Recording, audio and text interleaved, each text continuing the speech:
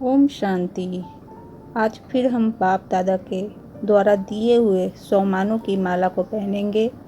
बाप दादा ने जो सोमान हमें दिए हैं वो इस तरह से हैं। मैं आत्मा बारिश हूँ, मतलब बाप दादा की बारिश। बाप दादा ने हमें बारिश बनाया है। कहा है कि तुम्हारे अंदर जितने भी पाप है, तुम्हारे अंदर जितनी भी विकार हैं, सब मुझे दे दो। उसके बदले में मैं तुम्हें स्वर्ग की बादशाही देता हूँ। मतलब स्वर्ग की सैर, स्वर्ग की बादशाही। अभी हमारा जो जीवन है बहुत ही बेकार जीवन है, बेकारी जीवन है, लेकिन बाबा ने हमें उस बेकार जीवन से मुक्त कराकर अपना बारिश बनाया, अपना सीखी लदे बच्चे बनाया। बाबा हमेशा कहते हैं, मेरे सीखी लदे बच्चे, मेरे मीठे बच्चे, मेरे प्यारे बच्चे।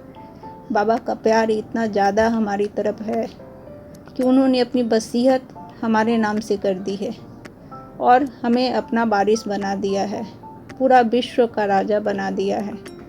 बस बाबा कहते हैं कि मैं रूहानी पंडा हूँ, मैं तुम्हें स्वर्ग की सैर कराने आया हूँ। तो अब मैं आत्मा बारिश हूँ।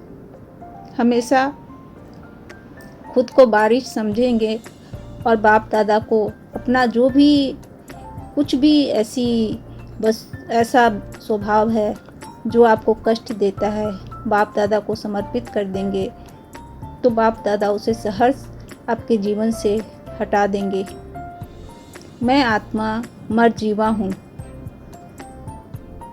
पूरी दुनिया से मरकर बाप को अपनाना है, अर्थात मर जीवा बन जाना है। पूरी दुनिया से अपना ममत्व हटा लेना है।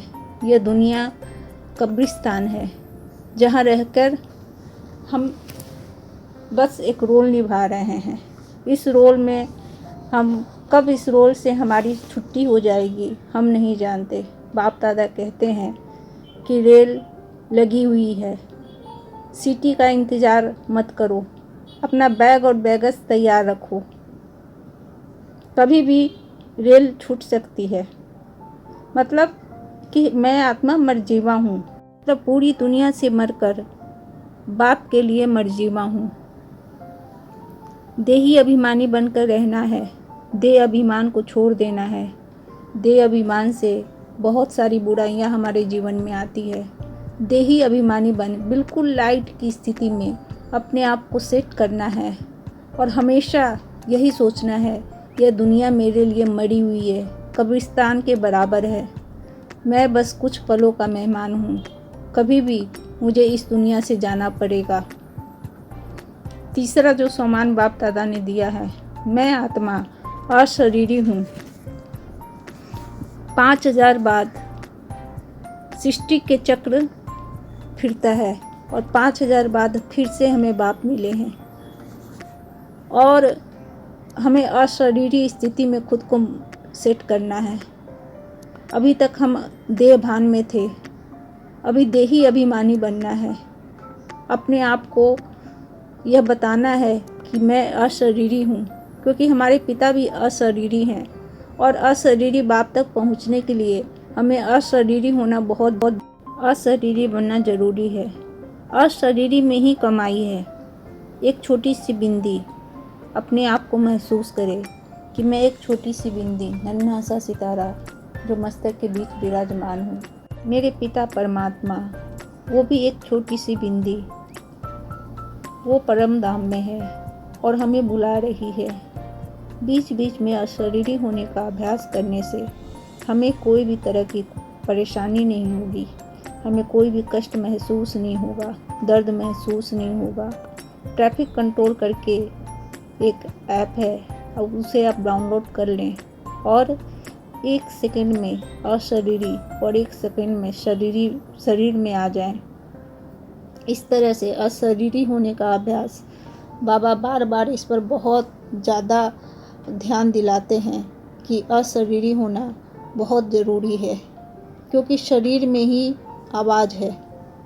शरीर की दुनिया आवाज़ों से भरी हुई है जो हमें परेशान करती है, हमें कष्ट देती है, हमें तकलीफ़ देती है। लेकिन अशरीरीपन में हमें बहुत शांति महसूस होती है, बहुत भगवान से समीपता महसूस होती है। चौथा जो सम्मान हमें बाबा ने दिया है कि मैं आत्मा सर्वस्व त्यागी हूँ। अब पुरानी दुनिया को त्याग देना है और बाप की मदद करनी है स्वर्ग बनाने में, क्योंकि अब पुरानी दुनिया से मोह नहीं रखना है। बाप कहते हैं कि पुरानी दुनिया को छोड़कर नई दुनिया में मेरी मदद करो। सब कुछ त्याग देना है, कुछ भी अपने पास नहीं रखना है, ऐसे भी ट्रस्टी बनकर रहना है। यह दुनिया में हम आए हैं, सब कुछ बाप का है और हम ट्रस्टी आत्मा हैं। ट्रस्टी समझेंगे तो किसी भी चीज़ की मोह नहीं होगा।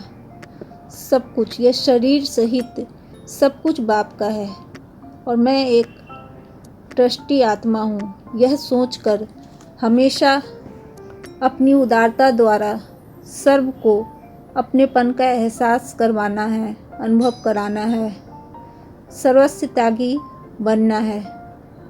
संकल्प, स्वभाव और संस्कार से हमेशा बाप समान बनना है। बाप समान बनने का मतलब है कि बड़े दिल वाला, मतलब सबके लिए रहम दिल, सबके लिए अच्छा सोचना और सबके लिए हमेशा शुभ भावनाएं और शुभकामनाएं देना। ऐसी आत्माओं को कभी कुछ प्रॉब्लम नहीं आती, उनके हर काम में सफलता मिलती है, उन्हें हमेशा खुशी रहती है, वो हमेशा बहुत अच्छे से अपने जीवन को जीते हैं। छोटे दिल वाले लोग को बहुत परेशानियां आती है, काम में सफलता नहीं मिलती और वो हमेशा दुखी रहते हैं। तो हमेशा सर्वस्व त्यागी बनकर रहना है और बाप के द्वारा जो नई दुनिया बन रही है उसमें हमें मदद करनी है। पांचवा जो सम्मान है वह सम्मान है मैं आत्मा हर्षित मुख हूँ। हर्षित मुख मतलब कि हमेशा जिसके चेहरे पर और होठों पर, आँखों में मुस्कुराहट रहे।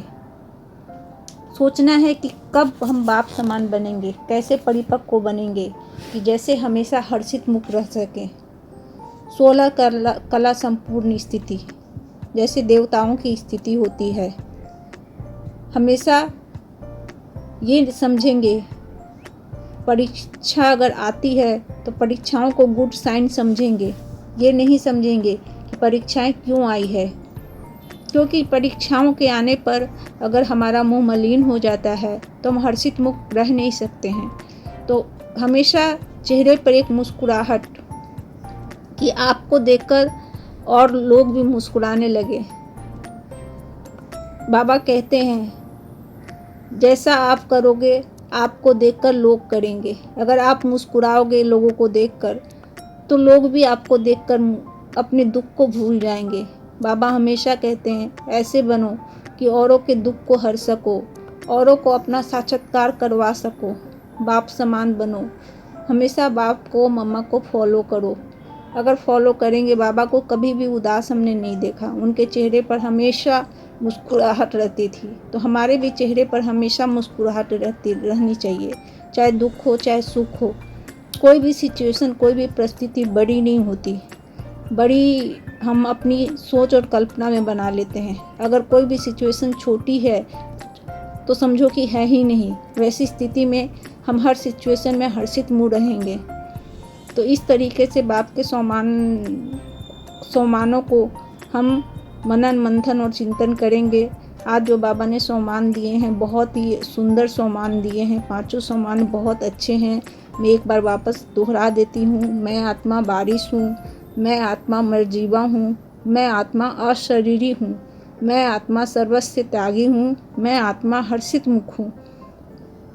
तो मनन चिंतन करते हुए बाप के सम्मानों को अपने दिनचर्या में लगाएंगे तो वैसे में दिन बहुत ही अच्छा गुजरेगा और बहुत ही सुंदर जीवन होगा।